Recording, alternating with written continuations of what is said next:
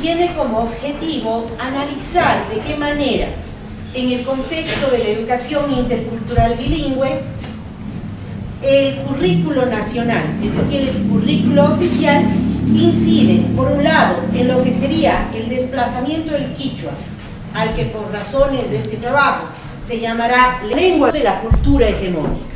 En este caso, la cultura hegemónica es la cultura blanco-mestiza. Desde esta óptica, digamos, se buscará también analizar el papel que tiene la escuela, tanto como institución de legitimación de prácticas y de saberes, y en tal medida como un mecanismo, como un dispositivo de control y regulación social. Creo, debido a que estoy entre lingüistas, sociolingüistas y académicos muy destacados, creo necesario precisar que mi trabajo parte de un enfoque interdisciplinar que se nutre de dos grandes elementos. Por un lado, la pedagogía crítica y por otro lado, los estudios culturales latinoamericanos. Muy bien, hemos dicho que se buscará desentrañar cómo el quichua, que es una lengua viva, el corazón, digamos, del Ecuador andino, desde la apelación oficial a la diversidad, yo planteo, llega a ser una especie de dispositivo de uso y celebración ceremonial, que legitima la reproducción de la matriz cultural de la cultura blanco-mestiza, que en este caso es la cultura hegemónica en el país. Me explico un poquito. Un dispositivo en el sentido Foucaultiano lo entiendo yo como un conjunto heterogéneo que comprende discursos, instituciones, decisiones reglamentarias, leyes, prácticas, valores, enunciados científicos, proposiciones filosóficas y morales. Estos elementos que configuran el dispositivo pertenecen tanto a lo dicho como a lo no dicho. Y yo me voy a intentar escabullir justamente para hacer un análisis desde lo que sería el currículo oculto sobre lo no dicho, es decir, sobre estos valores implícitos que se reproducen en la escuela como microcosmos social. En este contexto, quisiera aludir a la escuela como una institución que posibilita el control, la regulación social, la construcción de conocimientos, la construcción de saberes, pero que también institucionaliza las prácticas de significación y resignificación de la cultura y las lenguas. Y en este contexto quisiera hacer una precisión.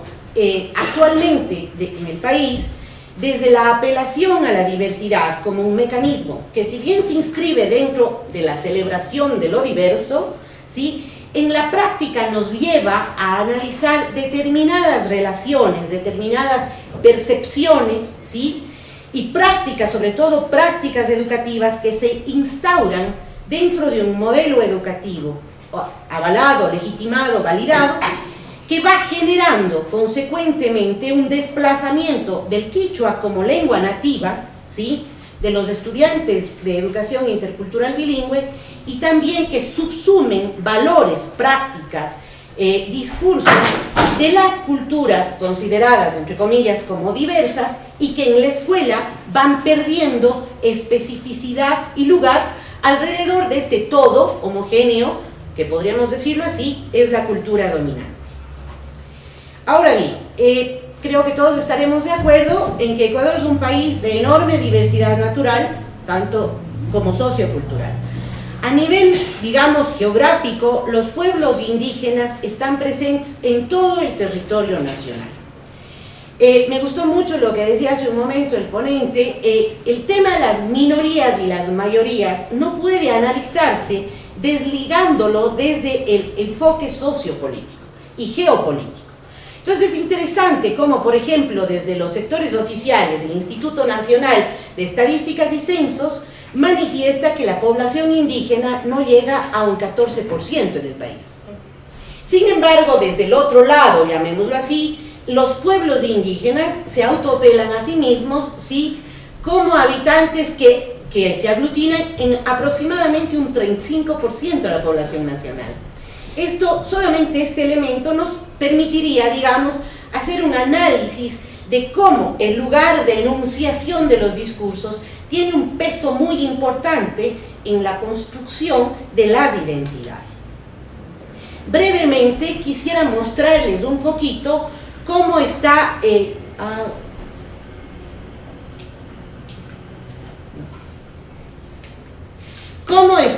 distribuida, digamos, la población de las nacionalidades y pueblos indígenas del Ecuador, tanto en la costa como en la Amazonía y la sierra. Por razones operativas a este trabajo, en la sierra, todos estos pueblos que ustedes los ven allí, no sé si todos lo logran ver, sí, se aglutinan alrededor del pueblo quichua, sobre todo en razón de que hablan el idioma que luego vamos a analizar, ¿sí?, en términos de vigencia, permanencia y reproducción en el modelo educativo oficial. Por otra parte, sí, en esta gráfica, qué pena que las letras se ven chiquitas, podría verse cómo las distintas nacionalidades y pueblos hablan una determinada lengua. Sin embargo, si nos vamos hacia el extremo derecho, veremos cómo el quichua es la lengua mayoritariamente usada por los sectores, por los pueblos de la diversidad. Ahora bien, por razones de este trabajo, para contextualizar el uso y vigencia de las lenguas nativas, de ninguna manera su importancia ni su trascendencia para el desarrollo cultural del país, es necesario, creo, mencionar que el Ecuador como nación, como proyecto imaginado, sí, se va construyendo alrededor de un emblema, de un constructo social que es el mestizaje. Y en este contexto me permito plantear lo que Ruth Moya, estudiosa de la diversidad cultural y lingüística del Ecuador y de América Latina, señala respecto al mestizaje.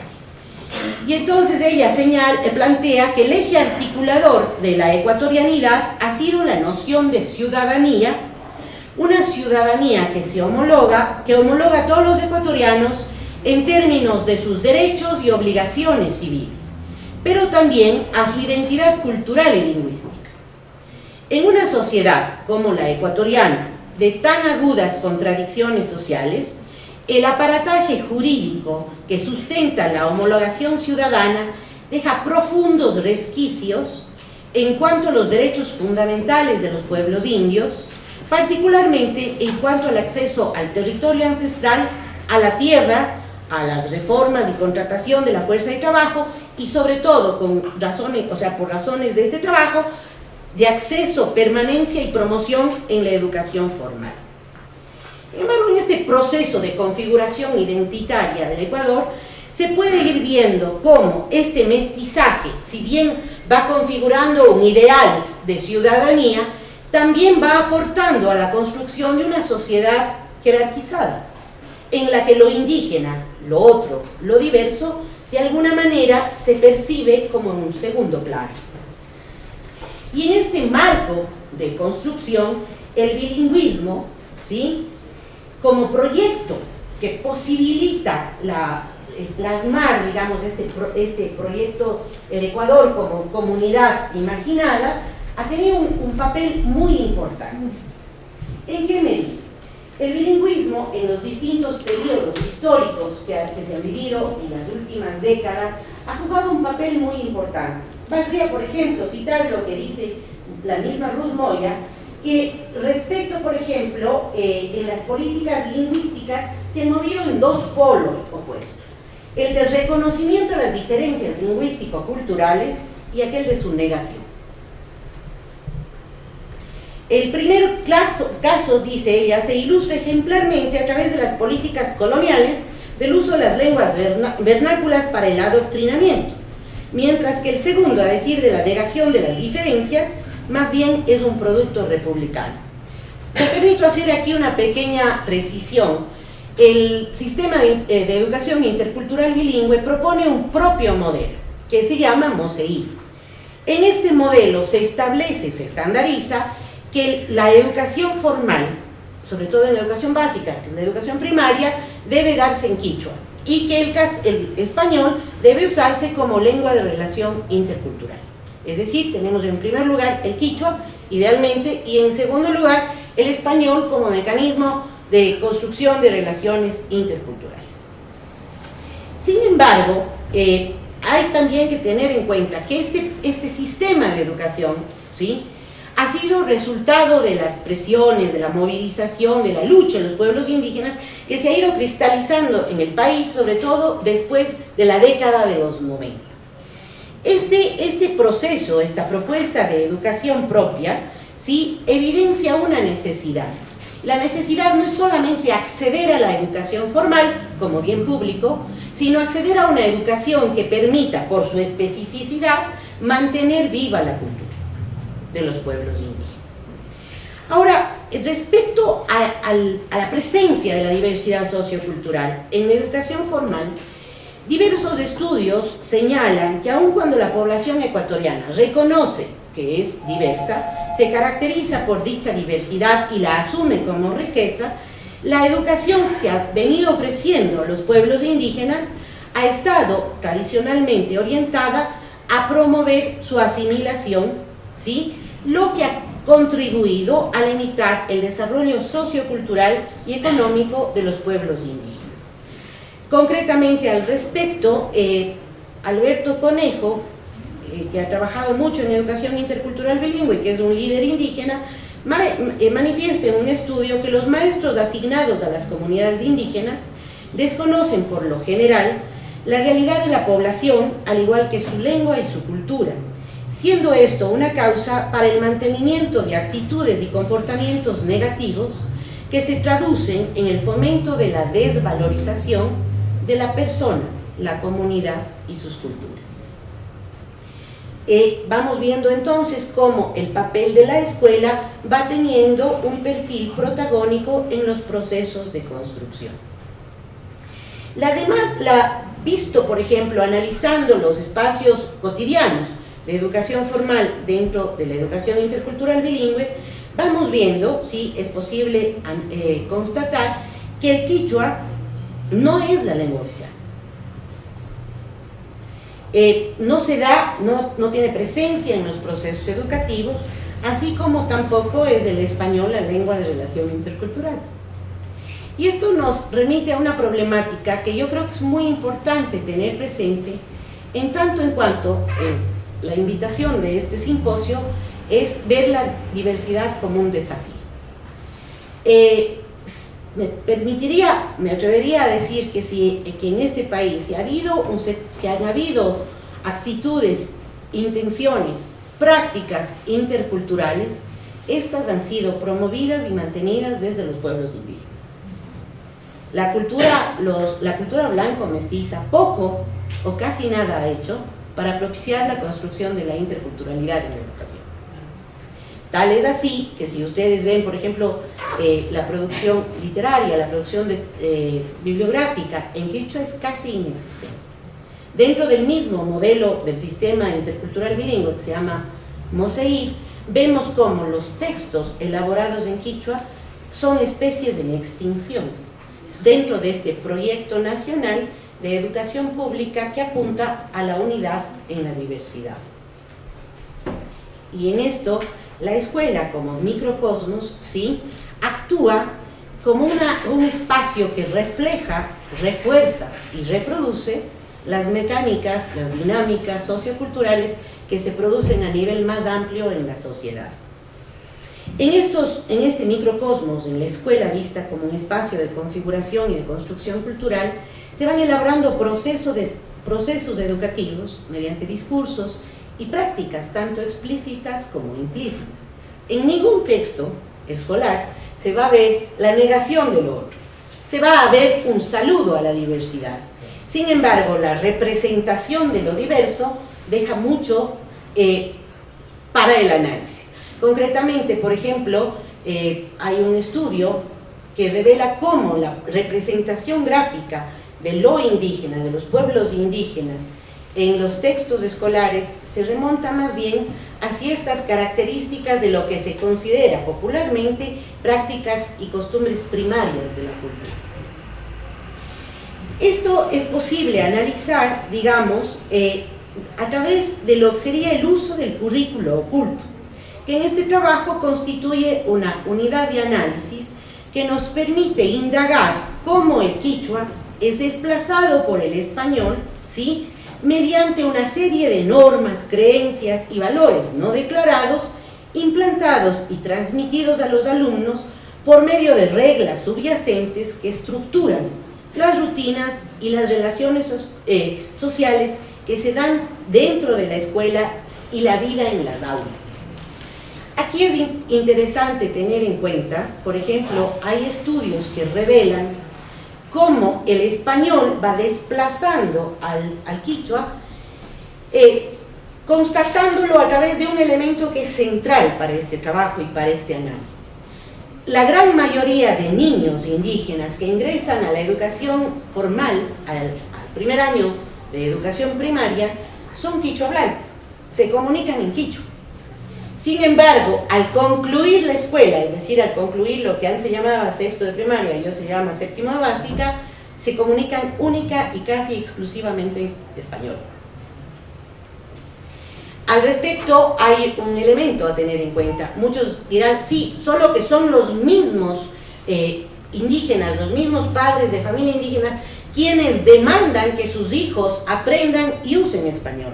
Desde luego que sí, porque es una garantía, ¿sí?, de adscripción, de administración, de ciudadanía.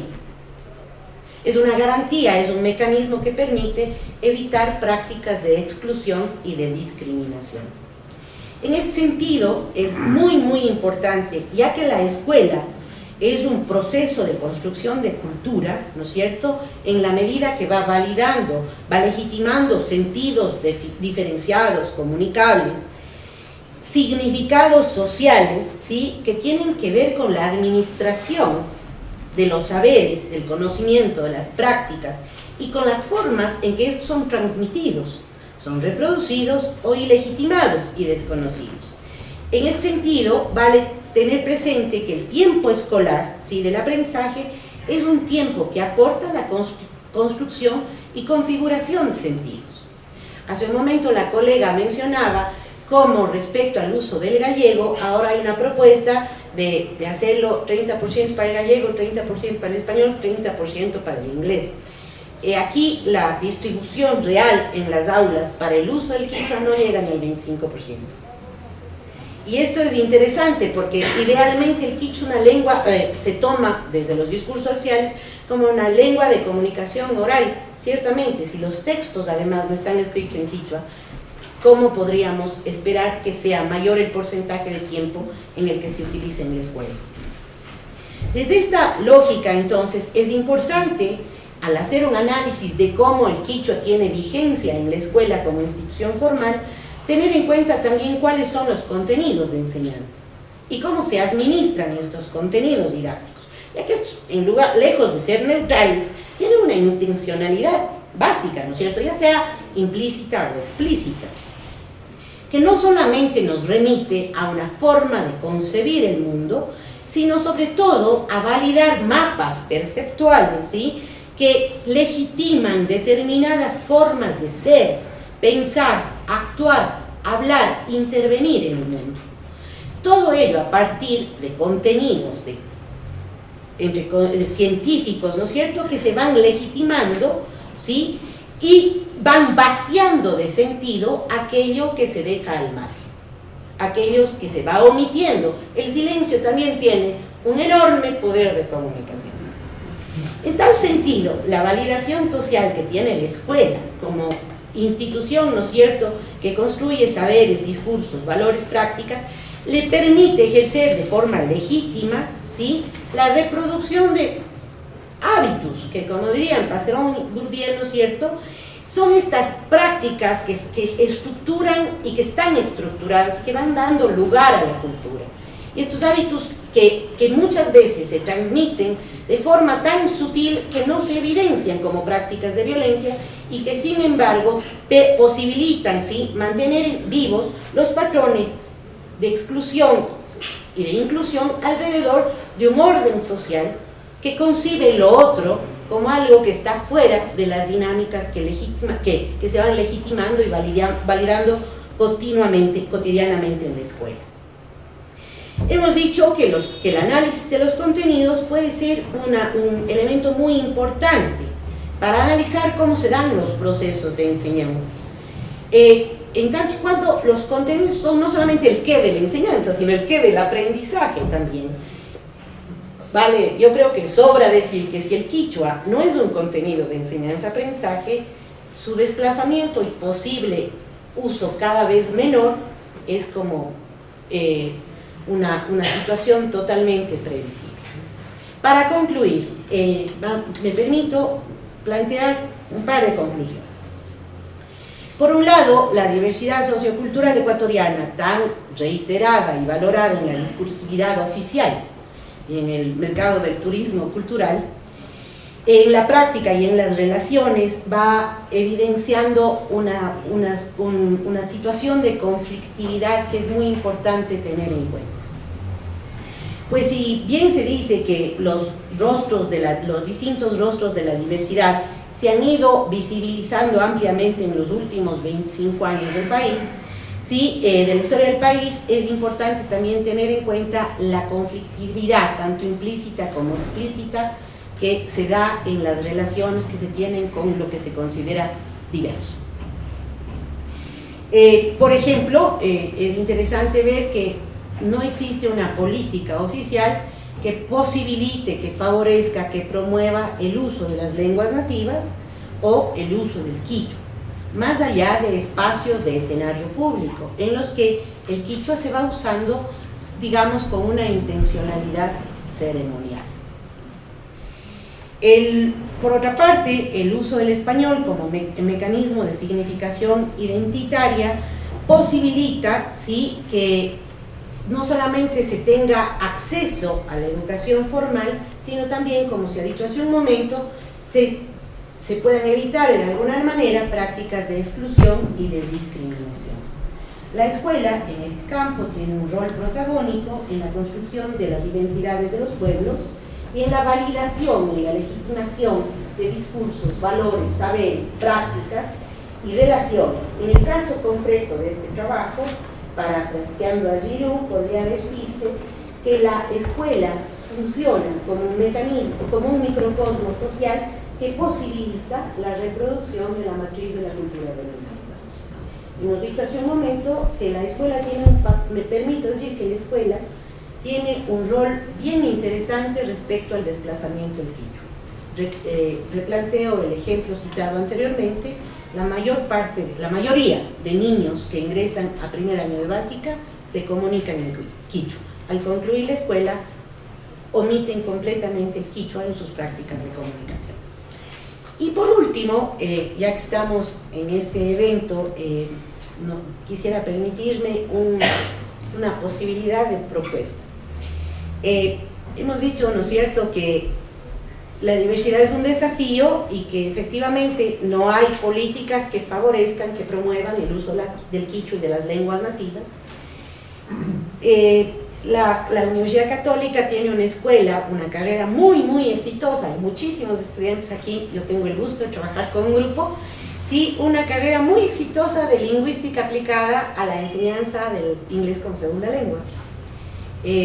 Yo quisiera plantear la posibilidad de análisis, ¿sí?, ya que uno sueña en voz alta, de pensar en crear una carrera, ¿sí?, o una oferta académica que no suplante a la anterior, que la enriquezca, de enseñanza de quichua como lengua diversa. Con esto concluyo y agradezco su atención.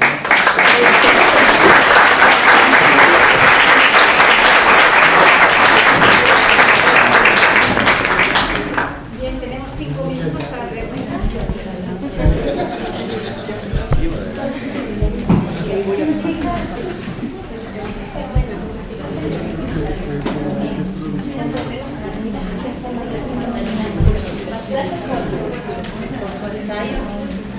Gracias.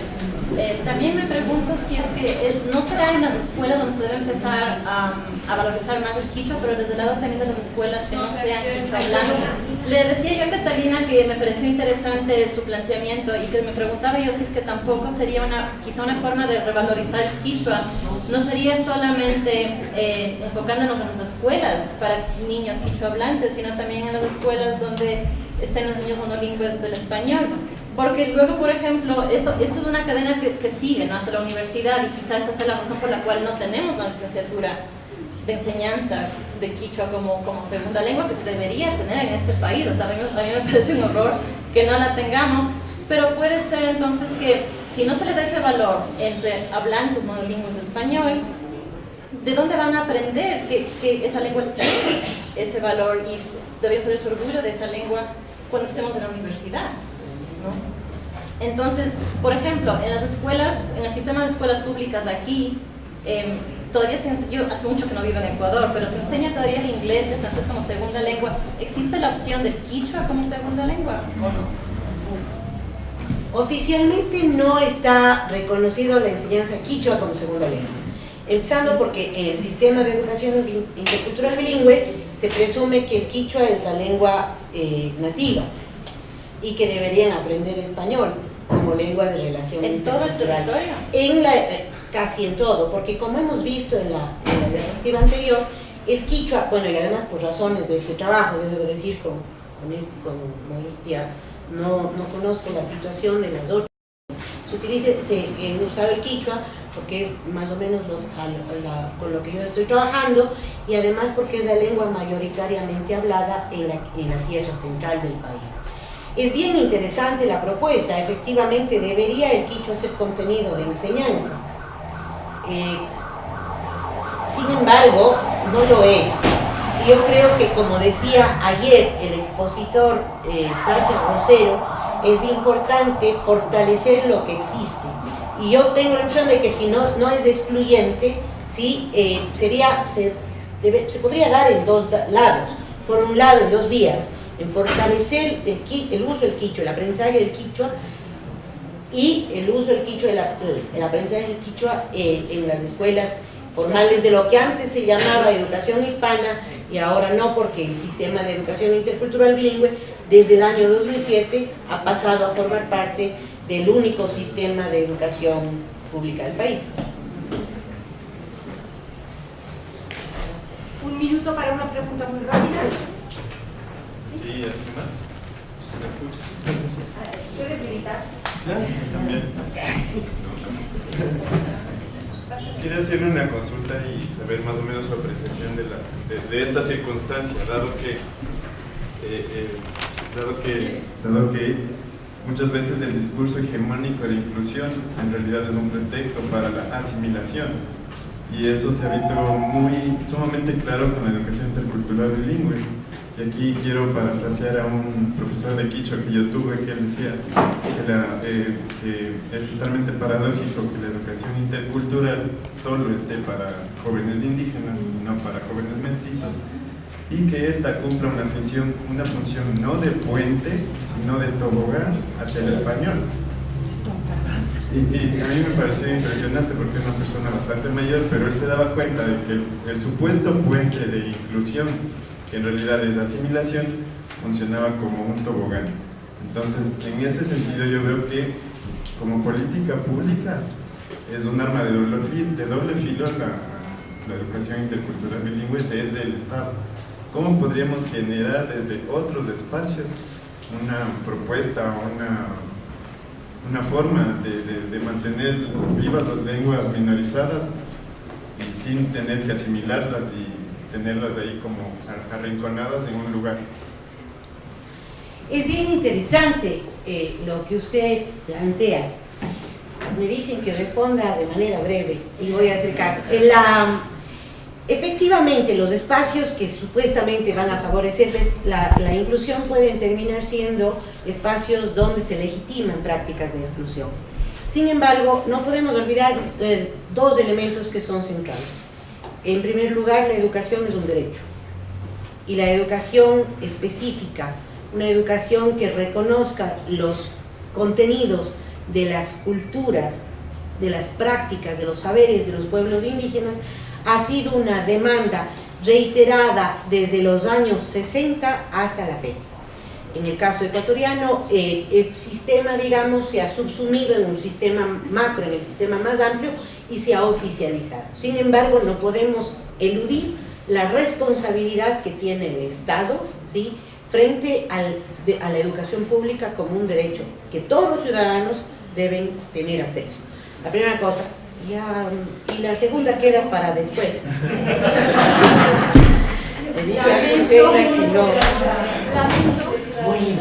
¿Qué tienes que decir algo? ¿Puedo decir algo?